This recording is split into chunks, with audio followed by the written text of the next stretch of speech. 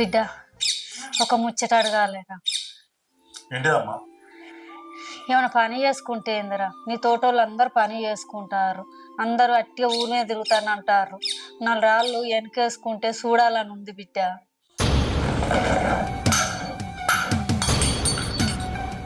ఎందుకే అమ్మా? ప్రశాంతంగా చాయ్ కూడా తాగినవా?